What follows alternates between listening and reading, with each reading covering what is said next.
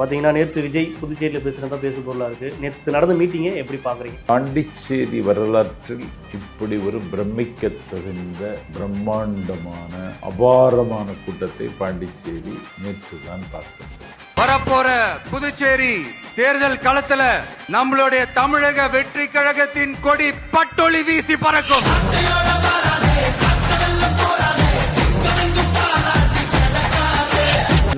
இந்த டிஜிட்டல் உலகத்துல நீண்ட நேரம் பேசினாலாம் கேட்க மாட்டாங்க. அவங்களுக்கு தான் தமிழ்நாடு தனி, புதுச்சேரி தனி இப்படி எல்லாம் இருப்பாங்க. ஆனா நமக்கெல்லாம் அப்படி கிடையாதுங்க. நாமெல்லாம் வேறு வேறு கிடையாது. நாம எல்லாரும் ஒண்ணுதான். பாஜக பெருசா கிரிட்டிசைஸ் பண்ணாம ரொம்ப சாஃப்டா மென்மையா பேசுறாங்க. நேற்றைக்கு தான் பாஜக கிரிட்டிசைஸ் பண்ணியிருக்காரு. எந்த இடத்துல கிரிட்டிசைஸ்? எதங்க ரேஷன் கார்டே இன்னும் கொடுக்கல. அரிசி, பருப்பு, எண்ணெய், சர்க்கரை, கோதுமை கொடுக்கலையே.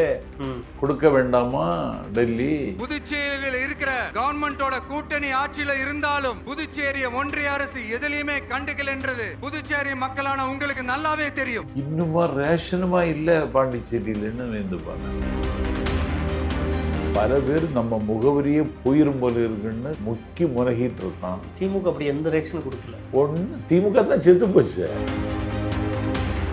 அதே சமயம் போலீஸ் காவல்துறையை இங்க எப்படி புதுச்சேரியில் எப்படி இருக்காங்க, இங்க தமிழ்நாட்டில் இருக்கிற காவல்துறை என்னவா இருக்கு அப்படின்ற மாதிரி சொல்றாங்க. ஆனா காவல்துறை பல கேள்விகள் ரெஸ்ட்ரிக்ஷன் போட்டு பின்னாடி தான் அதை அனுமதி கொடுத்துருக்கு. ஆனா தமிழக காவல்துறை திரும்ப விமர்சனம் பண்ணுறாங்க. அந்த பாதுகாப்பு ஏற்பாடு தம்பி வேற ஒன்று அழகா பண்ணாங்க. எந்த விதமான அசம்பாவிதத்துக்கும் இல்லாமல் பெரிய கேப் எல்லாம் விட்டு அழகாக ஏற்பாடு பண்ணியிருந்தாங்க. புதுச்சேரியில் போய் திமுக அரசு விமர்சனம் பண்ணாது என்ன இருக்கு போகுது? புதுச்சேரியில் திமுக இல்லையாமா? புதுச்சேரியும் திமுக இருக்கு. ஒரு ஆர்ப்பாட்டத்தில், தருமபுரியில் ஒரு ஆர்ப்பாட்டத்தில் ஒரு தாவேக தொண்டர் ஒரு கையை கடிக்கிறார். ஆமா, கடிச்சிட்டான்ல. ஆமா, அவன் கையில் அவனை தேடிட்டு இருக்கான். அவன் கையில் ஒரு முத்தம் கொடுக்கணும். விஜய் மட்டும் தான் ஒரே வேல்யூ பேஸ் வேல்யூ உள்ள ஒரு ஆளு. ஆனா மற்ற கேண்டிடேட்ல இல்லையே. செங்கோட்டையனுக்கு இல்லையா? நாஞ்சில் சம்பத்துக்கு இல்லையா? இருக்கு. புஷி ஆனந்துக்கு இல்லையா? ஆதவ ரஞ்சனாவுக்கு இல்லையா? அவ்வளவுதான். எல்லாருக்கும் இருக்கு. அவ்வளவுதானே. உங்க திமுக யாருக்கு பேஸ் வேல்யூ இருக்கு? டிஸ்ட்ரிக்ட் இருக்காங்களேங்க. யாருக்கு? 75 வருஷம் விழா எடுத்திருக்காங்க. பவள விழா நடத்திருக்காங்க. பவள விழா பாப்பா. ஆமா, நாஞ்சில் சம்பத் சேர்ந்தது ஒரு அதிர்வலை அப்படின்ற மாதிரி சொன்னீங்க. அது பெரிய அதிர்ச்சியெல்லாம் இல்லை எங்களுக்கு. அது பெரிய அதிருப்தியில இல்லைன்றாங்களா திமுக சைட்ல இருந்து? அவங்களுக்கு ஒண்ணு இருக்காது இல்ல. இவர் மாறி மாறி போறதுனா அதுல நாங்கன்னா அப்படின்னு அதான் சொல்லி பார்க்கட்டும். ஏன்ட உங்ககிட்ட சொன்னானா மாறி மாறி போறோம். அப்படிதான் விமர்சனம் பண்றாங்க பொதுவெளியில ஊடகங்கள்ல இருந்து. 6.5 வருஷம் கேளுங்க தம்பி. 6.5 வருஷம் எந்த கட்சியிலும் இணையாமல் ஒரு தனி மனிதனாக இயக்கமாக தமிழ்நாட்டு அரசியல் வரலாற்றில் இயங்கிய ஒரே ஆளு நாஞ்சில் சம்பத்து தான்.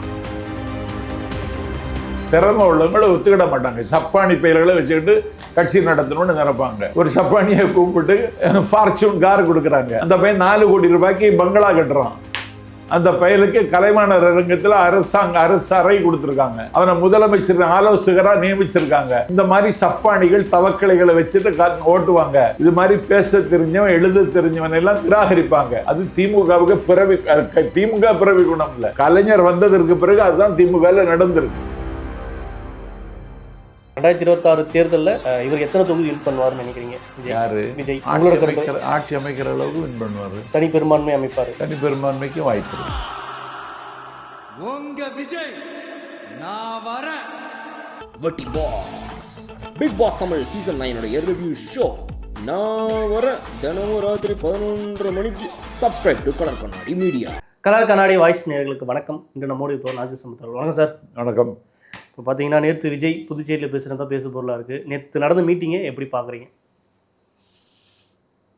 பாண்டிச்சேரி வரலாற்றில் இப்படி ஒரு பிரமிக்க தகுந்த பிரம்மாண்டமான அபாரமான கூட்டத்தை பாண்டிச்சேரி நேற்று தான் பார்த்திருக்கிறது.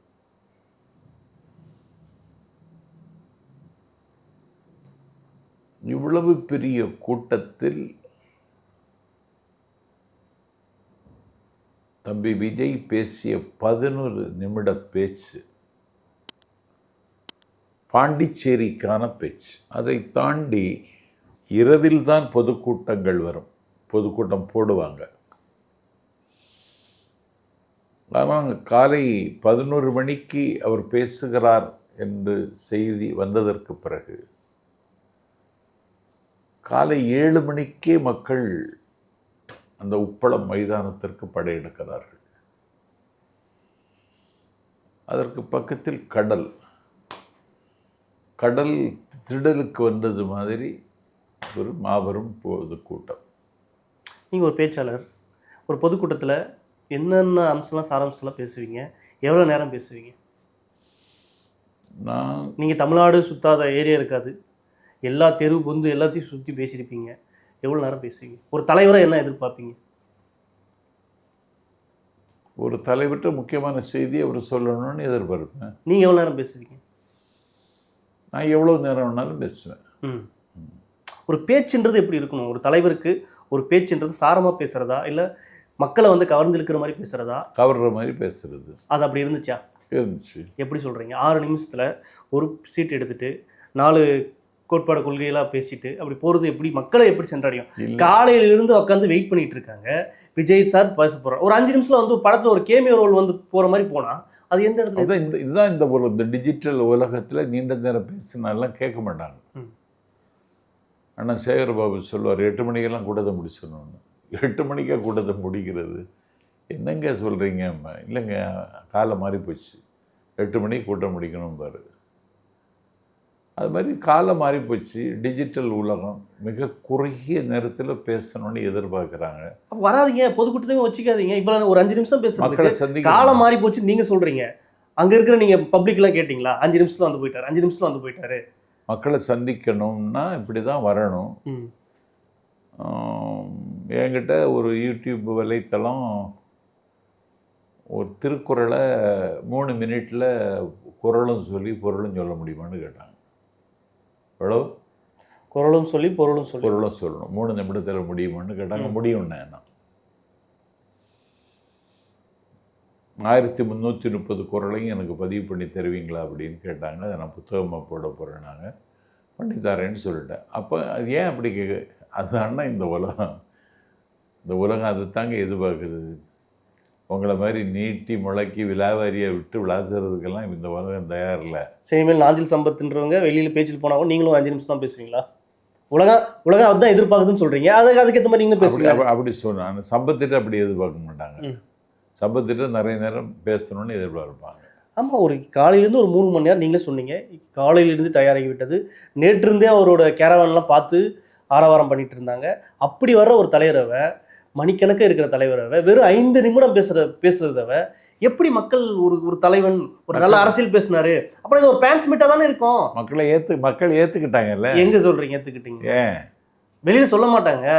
மக்கள் ஏற்றுக்கிட்டாங்க தம்பி. சரி, அதே சமயம் வந்து பாண்டிச்சேரியில் ஒன்று பேசுனது ஓகே. இங்கே அங்கே இருக்கிற பாண்டிச்சேரி இருக்கிற குறைகளை சொல்லாமல் அருமையாக இருந்துச்சு.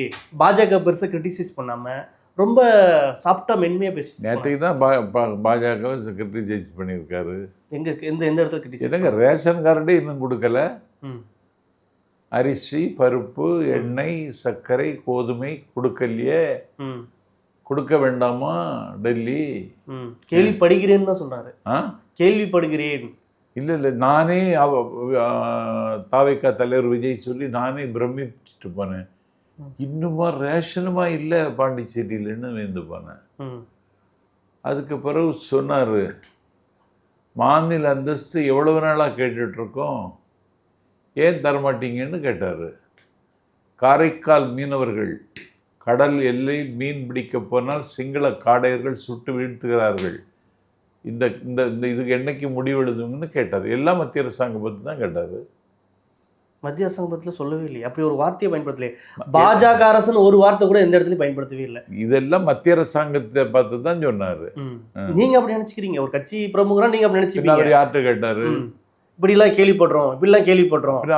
பாஜகவுக்கு பி டீம்ன்ற மாதிரி தான் நீங்க செயல்படுறீங்க. மென்மையா திரும்ப விமர்சனம் வைக்கிறீங்க. இல்ல, திமுக சொல்றதுல என்ன தவறு இருக்கு? ஒரு தலைவர் பேசுறது அப்படித்தான் தம்பி, அவருக்கு ஸ்டைல் அது. நான் பேசுற மாதிரி அவர்கிட்ட எதிர்பார்க்குறீங்களா? இது ஒரு ஸ்டைலா? மென்மையா பேசுறது ஒரு ஸ்டைலா? மென்மையா இப்ப சீமான் வந்து ஒரு இதுல பேசுறாரு, நீங்க பி டீம்னு சொல்றீங்க, அப்ப அது ஒரு ஸ்டைல்னு சொல்லிட்டு போலாமா? பி டீம் இல்லாம ஏ டீம். அதான் அவர் மென்மையா போறாரு, பாஜக விமர்சனம் பண்றதே இல்ல, மாநில அரசு விமர்சனம் பண்றாரு, ஸ்டைல்னு போகாம நீங்க பி டீம் சொல்றீங்களே. சீமான் பேசுறது ஒரு ஸ்டைல், அது அவருக்கு ஸ்டைல், அது எடுபடுது. ஆனா பிஜேபி பி டீம்னு சொல்றீங்களா, பாஜக விமர்சனம் பண்றதுல இங்க இருக்கிற பிரச்சனை தான் விமர்சனம் பண்றாரு. ஒரு விஜய் பேசுறது ஒரு ஸ்டைல், அவ்வளவுதான்.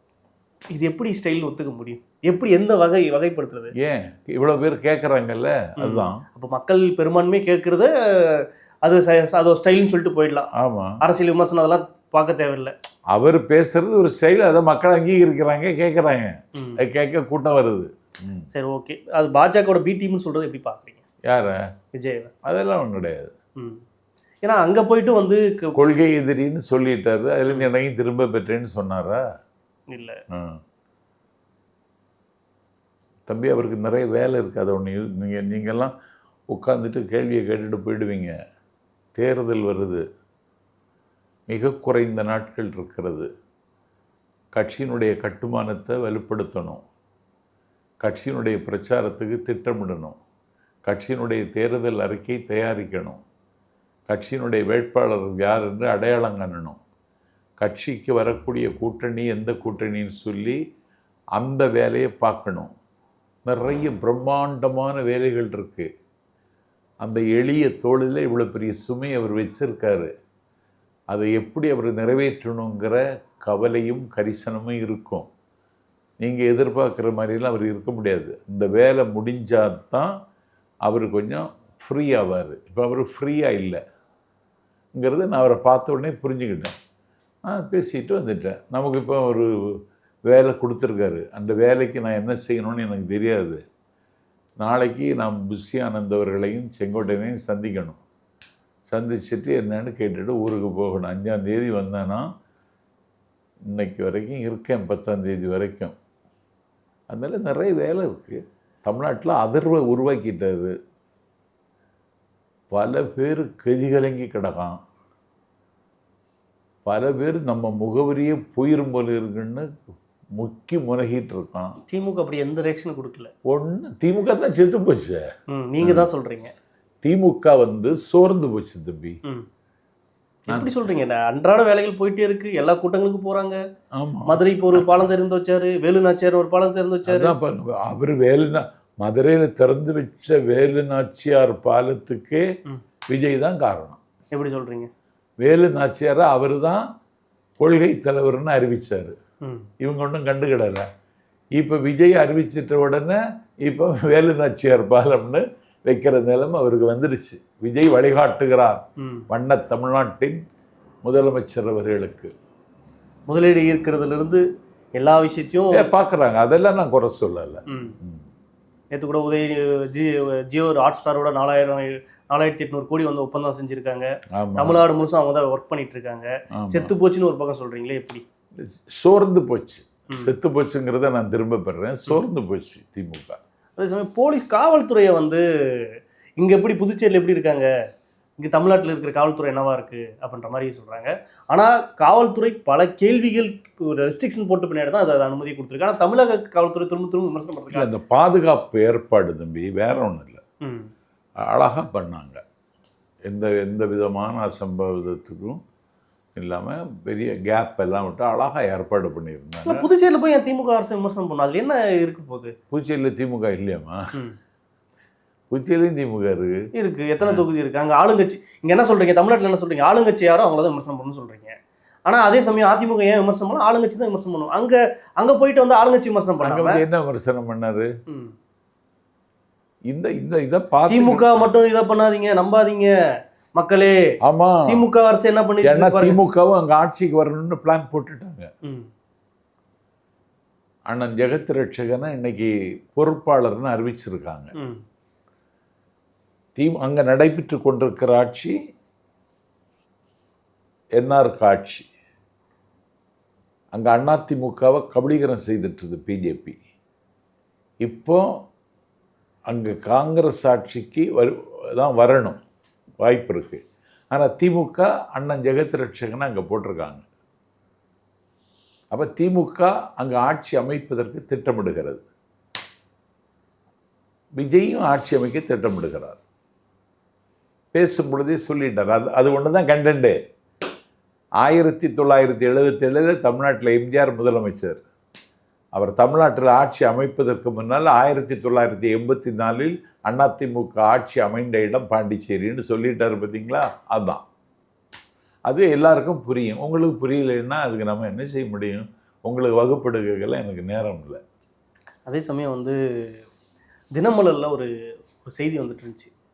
அதில் வந்து உளவுத்துறை ரிப்போர்ட்னு சொல்லிட்டு திமுக வந்து 90 இடங்களும், விஜய் வந்து 70 இடங்களும், அதிமுக வந்து 35 இடங்களும், இழுபறி வந்து 38 தொகுதியும் பண்ணுற மாதிரியும் போட்டிருந்தாங்க. அந்த இழுபறி தொகுதியும் தாவேகா பக்கம் வரணும்னு போட்டாங்க. முன்னிலை அதையா மறக்கிறீங்க? அதான் முன்னிலை வைக்கும். ப்ரோ டிஎம்கேலாம் என்ற கேள்வி கேட்கக்கூடாது. சரி, ஓகே. முன்னிலை வைக்குன்னு சொல்லியிருக்காங்க. எப்படி சொல்கிறீங்க? அதே பெரிய வெற்றி இல்லை விஜய்க்கு. எவ்வளோ பெரிய வெற்றி! அக்கௌண்ட்டை ஓப்பன் பண்ண விடலை பிரசாந்த் கிஷோரை. தினமலரோட செய்தித்தாள் நீங்கள் என்ன மதிப்பிடுறீங்க? தினமலர் செய்தித்தாள் நான் தினசரி படிப்பேன். நல்ல செய்தி பேப்பரா? என்ன கேட்டால் அது கொஞ்சம் பார்ப்பனியம் சார்ந்தது. கொஞ்சம் பார்ப்பனியம் சேர்ந்ததா? அதான் பார்ப்பனியம் சார்ந்தது, திமுகவுக்கு எதிரானது. அப்போ அது உண்மையாக வெளியிடுன்னு சொல்லிட்டு நம்புறீங்களா? இல்லை, அந்த செய்தி அவனுக்கு யார் கொடுத்தான்னு தெரியாது.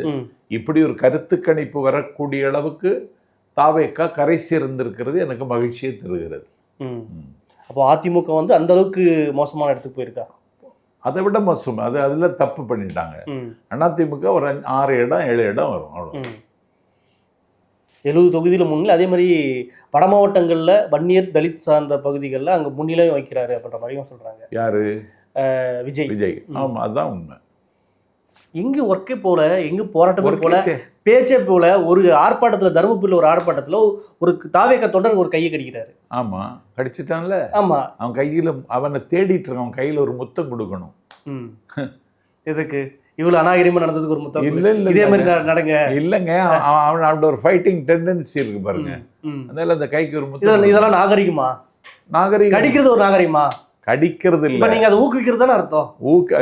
இந்த மாதிரி 4 பேர் கடிக்க ஆரம்பிச்சாதான் அமைதியா இருப்பானோ. யாரு? போலீஸ், காவல்துறை. இப்போ நீங்க எப்படி வேணா போராடுங்க.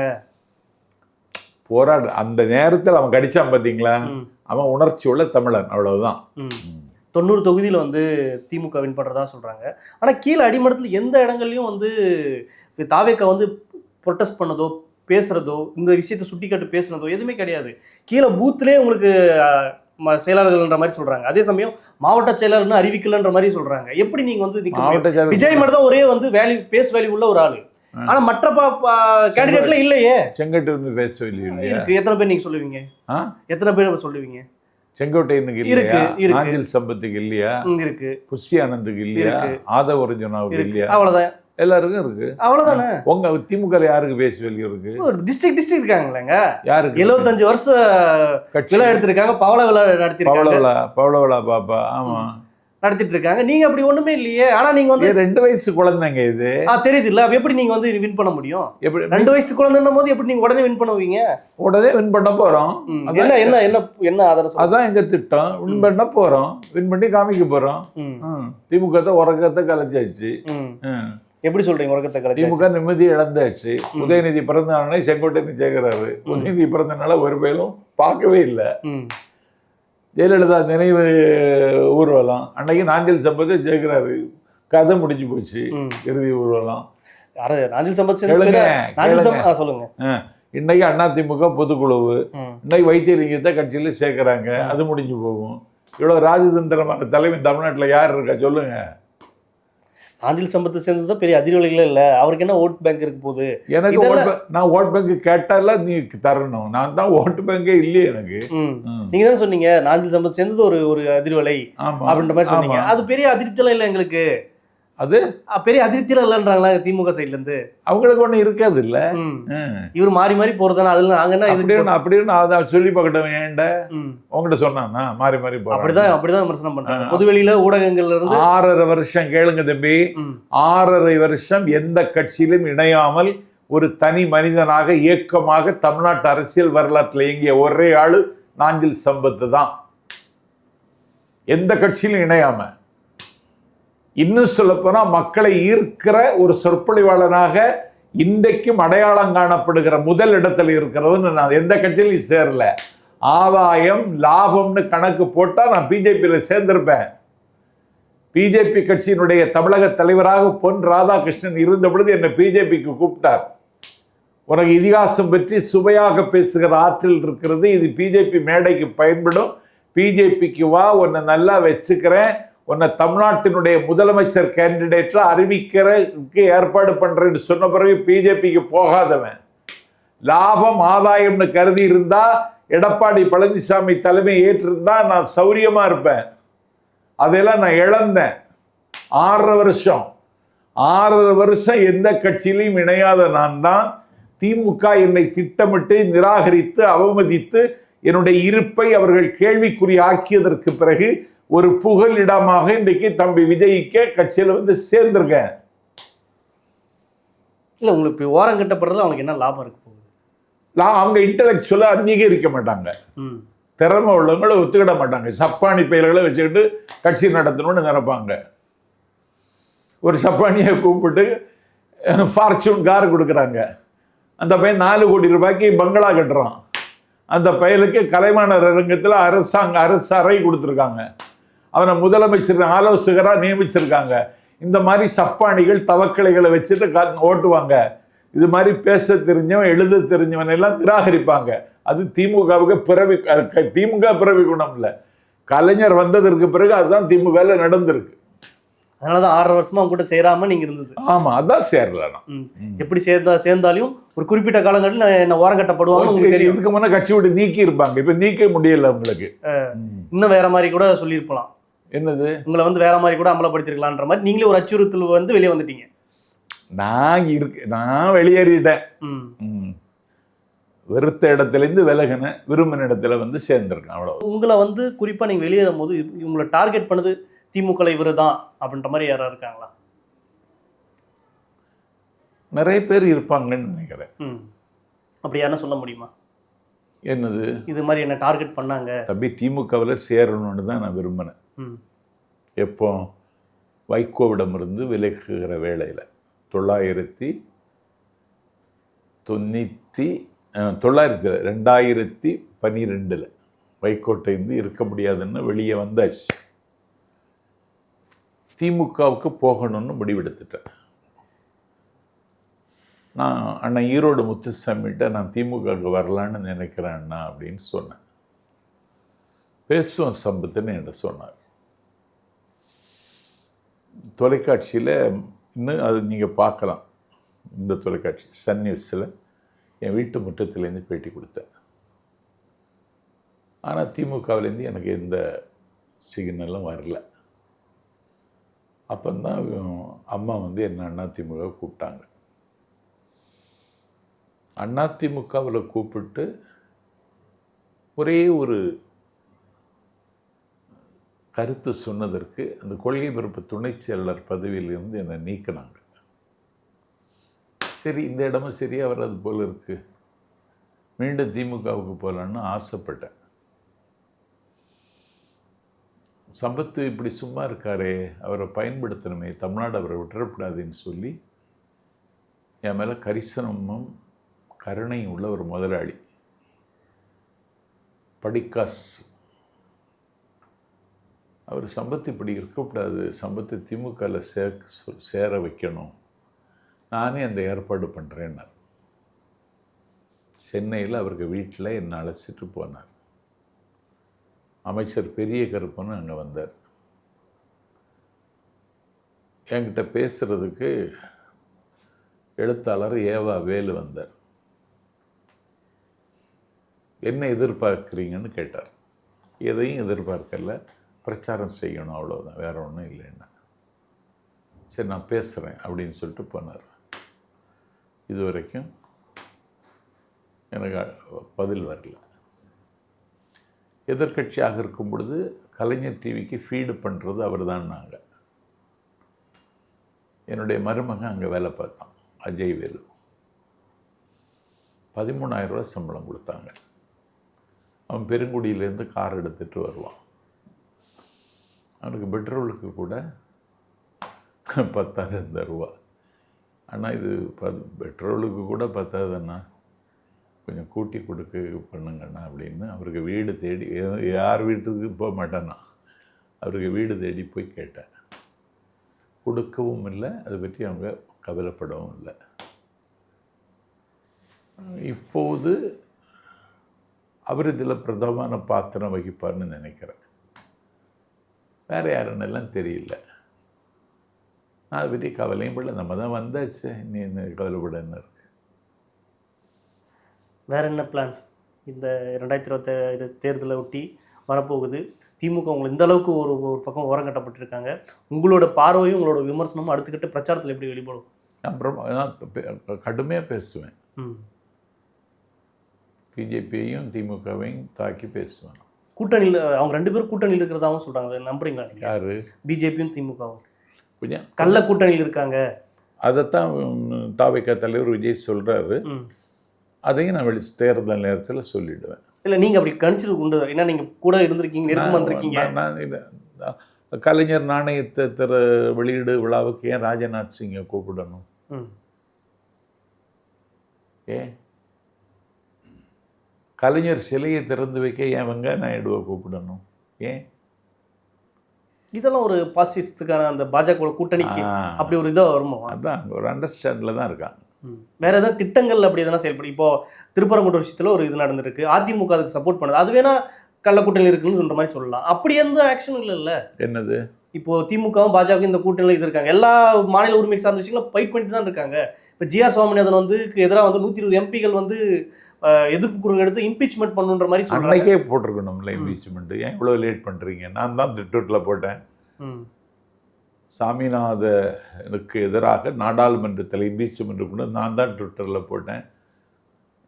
தொல் திருமாவளவன் தான் எனக்கு பிறகு சொன்னார், நீ இன்னைக்கு தானே கொண்டு வர்ற, அன்னைக்கே செய்திருக்கணும்ல நீ. அப்போ இப்படி இருக்கிறவங்க எப்படி நீங்கள் பாஜகவோட கூட்டணியில் இருக்காங்கன்னு சொல்ல முடியும்? நீங்கள் தான் குரல் இழப்பாமல் இருப்பீங்க, நல்லா குரல் இழப்பாங்க, ஃபைட் பண்ணுறாங்க. ஒரு ஃபைட்டும் பண்ணலை. என்ன ஃபைட் பண்ணாங்க? நாடாளுமன்றம் ஸ்தம்பிக்கணும் இல்லைங்க. 120 எம்பிகள் எதாவது ஃபைட் பண்ணிட்டு இருக்காங்களா? முடக்கறாலும் கோசை போட்டாங்கல்ல. இதுக்கு மேலே என்ன? நாடாளுமன்றம் ஸ்தம்பிக்கணுங்க. சரி, ஓகே. 2026 தேர்தலில் இவர் எத்தனை தொகுதி வின் பண்ணுவார்னு நினைக்கிறீங்க? யாரு? விஜய் ஆட்சி அமைக்கிற அளவுக்கு வின் பண்ணுவார். தனி பெரும்பான்மை அமைப்பார். தனி பெரும்பான்மைக்கும் வாய்ப்பு இருக்கு. அதே புதுச்சேரியில் என்ஆர் காங்கிரஸோட கூட்டணி போகிறதுக்கான இது அதுக்கு அது அப்படி ஒரு திட்டம் தம்பிக்கு இருக்கிறது மாதிரி நேற்றுக்கு பேசும் பொழுது எனக்கு தெரிஞ்சது. அது எப்படி வருதுன்னு தெரியல எனக்கு. அவர் என்ன முடிவு எடுத்திருக்காருன்னு நான் சொல்ல முடியாது.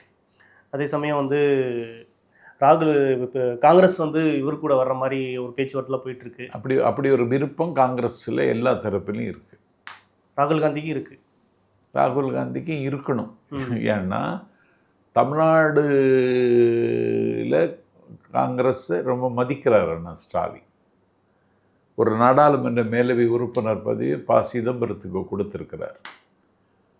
அவருடைய புதல்வர் நண்பர் கார்த்திக்கு சிவகங்கை களத்தில் நிற்கும் பொழுது திமுக